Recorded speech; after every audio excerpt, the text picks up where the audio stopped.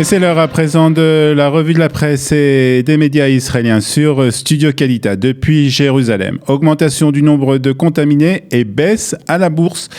C'est le titre ce matin du Israël Hayom et vous l'avez compris, le coronavirus continue de faire la une de la presse israélienne ce matin avec 14 nouveaux cas de malades pour la seule journée d'hier, ce qui porte à 39 le nombre d'Israéliens atteints de cette maladie. 5 nouveaux cas ont été contaminés lors d'un séjour à l'étranger. 5 autres ont été en contact avec des personnes malades ici en Israël.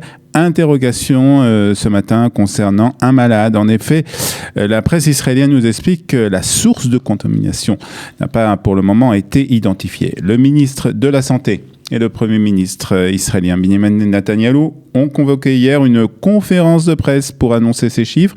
Ils ont aussi précisé que 3 personnes qui étaient malades de ce virus avaient guéri.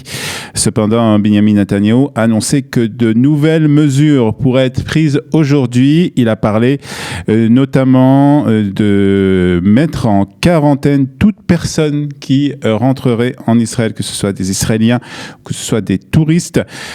Toute personne donc qui arriverait en Israël serait immédiatement obligé de respecter 14 jours d'isolement.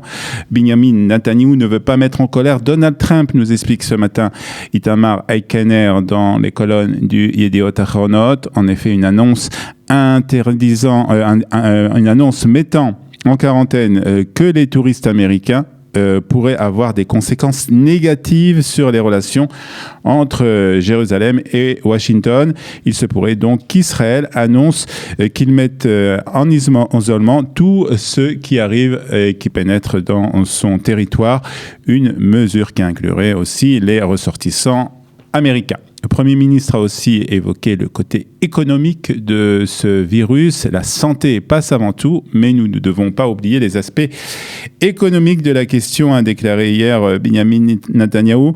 Le Israël Hayom nous apprend que la journée boursière d'hier à Tel Aviv s'est clôturée par une baisse de 5%, faisant suite aux baisses des places boursières sur le monde, dans le monde entier. Le Israël Hayom nous explique aussi que de nombreuses branches de l'économie israélienne ont été touchées par cette épidémie. Et hier, le ministre des Finances, Moshe Kahlon, a annoncé la création d'un fonds d'urgence de 4 milliards de shekels en faveur des entreprises et des indépendants qui ont et qui sont touchés par cette crise. Les secteurs du tourisme et de l'aviation ont été directement touchés par les décisions prises ces derniers jours par le ministère de la Santé afin de protéger Israël de la propagation du coronavirus. Ça nous explique que ce matin le Maariv. Ils seront donc aussi les premiers à bénéficier de ce fonds d'urgence, a annoncé hier le ministre des Finances, Moshe Kahlon. Ce n'est pas le moment de parler ou de créer des commissions, il faut agir, sinon ce sont plusieurs secteurs d'activité économique israélienne qui vont s'effondrer.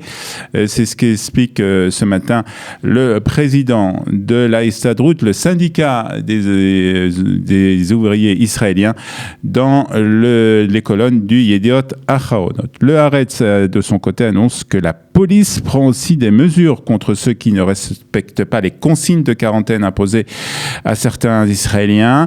La police a annoncé hier la création d'une unité spéciale chargée de veiller à ce que les personnes placées en quarantaine respectent les consignes du ministère de la Santé. Unité spéciale de la police qui accompagnera les inspecteurs du ministère de la Santé qui effectuent des visites sur place pour s'assurer que les personnes en quarantaine n'enfreignent pas les règles. Et puis enfin, le Yediot Ahronot nous apprend que le Covid-19, c'est l'autre nom du coronavirus, a eu des conséquences sur les chances d'en savoir un peu plus sur la disparition de Ron Arad. En effet, Hossein Sheikh el-Islam, un diplomate iranien qui était considéré comme l'un des protagonistes de la disparition de Ron Arad, est mort des suites du coronavirus. Il a emmené avec lui, nous dit ce matin le Yediot Ahronot, les secrets concernant la disparition du pilote israélien.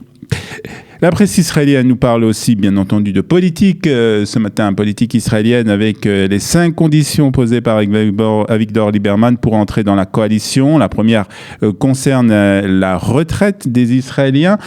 Garantir une allocation mensuelle d'au moins 70% du salaire minimum. C'est la première demande faite par Avigdor Lieberman. Toutes les autres demandes concernaient la question et la relation entre la religion et l'État en Israël. Il a demandé que le droit de décider d'autoriser ou non le transport public et l'ouverture des magasins le jour du Shabbat soit transféré du gouvernement aux municipalités et aux conseillers locaux. Notre demande que nous explique ce matin le Yediot Ahronot était la promesse faite il y a un an de faire passer un projet de loi concernant la conscription des étudiants des yeshivot dans l'armée. 4e demande de Lieberman est d'approuver le mariage civil en Israël et aussi de permettre, et c'est la 5e demande, nous dit ce matin le Yediot Ahronot, de permettre à tous les rabbins des villes de superviser les conversions au judaïsme. Des demandes qui n'ont aucune chance d'être acceptées par les partis religieux, les alliés naturels de Binyamin Netanyahou. C'est ce que nous explique ce matin le journal Haaretz, ce qui fait de Lieberman un partenaire privilégié du parti Kahol Lavan, si celui-ci arrivait à former un gouvernement. Dans un tweet partageant une capture d'écran du message de Lieberman, Benny Gantz a écrit « D'accord, mais nous devons aller de l'avant ». Déclaration donc de reprise ce matin par la presse israélienne. Mais la véritable question reste le soutien au nom de la liste unifiée arabe. Le Israël Hayom cite des responsables du parti Kahol Lavan qui ont déclaré que la formation d'un gouvernement centre-gauche appuyé par la liste arabe unifiée serait un pas vers une coalition plus large. Selon cette source, la mise en place d'un tel gouvernement n'est pas une chose facile, mais la seule solution pour sortir de l'impasse politique. Une réunion du groupe parlementaire a eu lieu, une réunion qui s'est déroulée dans une ambiance plutôt houleuse.